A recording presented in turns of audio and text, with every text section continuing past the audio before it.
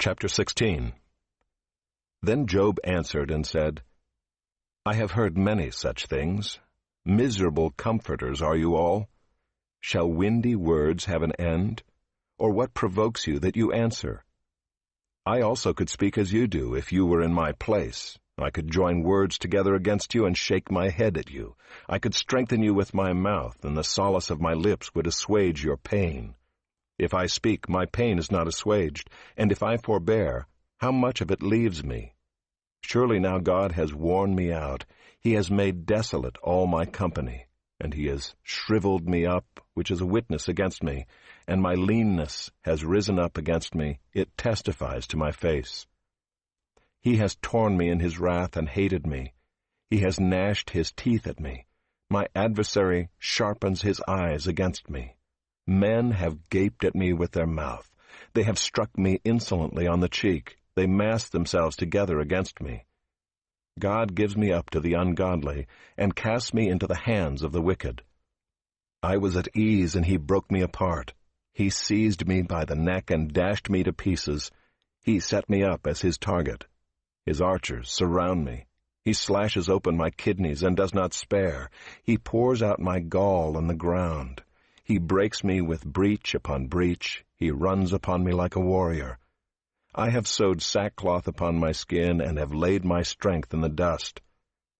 My face is red with weeping, and on my eyelids is deep darkness, although there is no violence in my hands, and my prayer is pure. O earth, cover not my blood, and let my cry find no resting place. Even now, behold, my witness is in heaven, and he who testifies for me is on high. My friends scorn me. My eye pours out tears to God, that he would argue the case of a man with God, as a son of man does with his neighbor. For when a few years have come, I shall go the way from which I shall not return.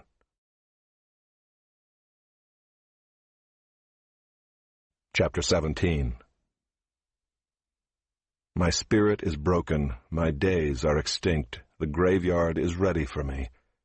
Surely there are mockers about me, and my eye dwells on their provocation. Lay down a pledge for me with you. Who is there who will put up security for me? Since you have closed their hearts to understanding, therefore you will not let them triumph. He who informs against his friends to get a share of their property, the eyes of his children will fail. He has made me a byword of the peoples, and I am one before whom men spit. My eye has grown dim from vexation, and all my members are like a shadow. The upright are appalled at this, and the innocent stirs himself up against the godless. Yet the righteous holds to his way, and he who has clean hands grows stronger and stronger. But you, come on again, all of you, and I shall not find a wise man among you. My days are past, my plans are broken off, the desires of my heart. They make night into day. The light, they say, is near to the darkness. If I hope for Sheol as my house, if I make my bed in darkness, if I say to the pit, you are my father, and to the worm, my mother, or my sister, where then is my hope? Who will see my hope? Will it go down to the bars of Sheol? Shall we descend together into the dust? Chapter 18. Then Bildad the Shuhite answered and said, How long will you hunt for words? Consider, and then we will speak. Why are we counted as cattle? Why are we stupid in your sight? You who tear yourself in your anger, shall the earth be forsaken for you, or the rock be removed out of its place? Indeed, the light of the wicked is put out, and the flame of his fire does not shine. The light is dark in his tent, and his lamp above him is put out. His strong steps are shortened, and his own schemes throw him down. For he is cast into a net by his own feet, and he walks on its mesh. A trap seizes him by the heel, a snare lays hold of him. A rope is hidden for him in the ground, a trap for him in the path. Terrors frighten him on every side, and chase him at his heels. His strength is famished, and calamity is ready for his stumbling. It consumes the parts of his skin, the firstborn of death consumes his limbs. He is torn from the tent in which he trusted, and is brought to the king of terrors. In his tent dwells that which is none of his. Sulfur is scattered over his habitation. His roots dry up beneath, and his branches wither above. His memory perishes from the earth, and he has no name in the street. He is thrust from light into darkness, and driven out of the world. He has no posterity or progeny among his people, and no survivor where he used to live. They of the west are appalled at his day, and horror seizes them of the east. Surely such are the dwellings of the unrighteous. Such is the place of him who knows not God.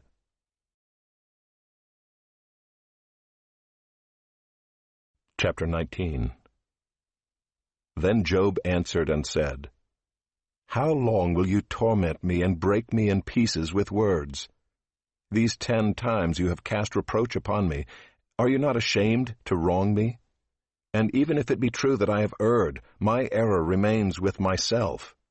If indeed you magnify yourselves against me and make my disgrace an argument against me, know then that God has put me in the wrong and closed his net about me. Behold, I cry out, Violence, but I am not answered. I call for help, but there is no justice. He has walled up my way so that I cannot pass, and he has set darkness upon my paths. He has stripped from me my glory and taken the crown from my head. He breaks me down on every side, and I am gone, and my hope has he pulled up like a tree. He has kindled his wrath against me and counts me as his adversary. His troops come on together. They have cast up their siege ramp against me and encamp around my tent.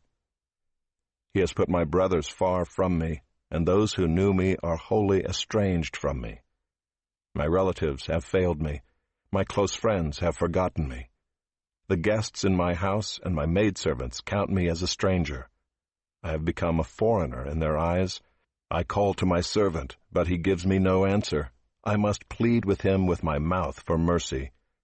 My breath is strange to my wife, and I am a stench to the children of my own mother. Even young children despise me. When I rise, they talk against me.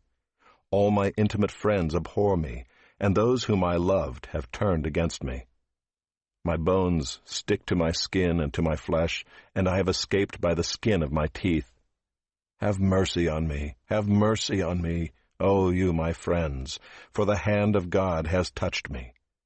Why do you, like God, pursue me? Why are you not satisfied with my flesh? Oh, that my words were written! Oh, that they were inscribed in a book! Oh, that with an iron pen and lead they were engraved in the rock forever! For I know that my Redeemer lives, and at the last he will stand upon the earth. And after my skin has been thus destroyed, yet in my flesh I shall see God, whom I shall see for myself, and my eyes shall behold, and not another. My heart faints within me. If you say, How we will pursue him, and the root of the matter is found in him, be afraid of the sword, for wrath brings the punishment of the sword, that you may know there is a judgment. Chapter 20. Then Zophar the Naamathite answered and said, Therefore my thoughts answer me because of my haste within me.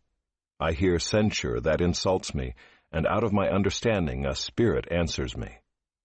Do you not know this from of old, since man was placed on earth, that the exulting of the wicked is short, and the joy of the godless but for a moment? Though his height mount up to the heavens, and his head reach to the clouds, he will perish forever like his own dung. Those who have seen him will say, Where is he? He will fly away like a dream and not be found. He will be chased away like a vision of the night. The eye that saw him will see him no more, nor will his place any more behold him. His children will seek the favor of the poor, and his hands will give back his wealth. His bones are full of his youthful vigor, but it will lie down with him in the dust. Though evil is sweet in his mouth, though he hides it under his tongue, though he is loath to let it go and holds it in his mouth, yet his food is turned in his stomach. It is the venom of cobras within him. He swallows down riches and vomits them up again. God casts them out of his belly. He will suck the poison of cobras. The tongue of a viper will kill him. He will not look upon the rivers, the streams flowing with honey and curds. He will give back the fruit of his toil and will not swallow it down. From the profit of his trading he will get no enjoyment. For he has crushed and abandoned the poor. He has seized a house that he did not build. Because he knew no contentment in his belly, he will not let anything in which he delights escape him. There was nothing left after he had eaten, therefore his prosperity will not endure. In the fullness of his sufficiency he will be in distress. The hand of everyone in misery will come against him. To fill his belly to the full, God will send his burning anger against him, and rain it upon him into his body. He will flee from an iron weapon, a bronze arrow will strike him through. It is drawn forth and comes out of his body. The glittering point comes out of his gallbladder. Terrors come upon him. Utter darkness is laid up for his treasures. A fire not fanned will devour him. What is left in his tent will be consumed. The heavens will reveal his iniquity, and the earth will rise up against him. The possessions of his house will be carried away, dragged off in the day of God's wrath. This is the wicked man's portion from God, the heritage decreed for him by God.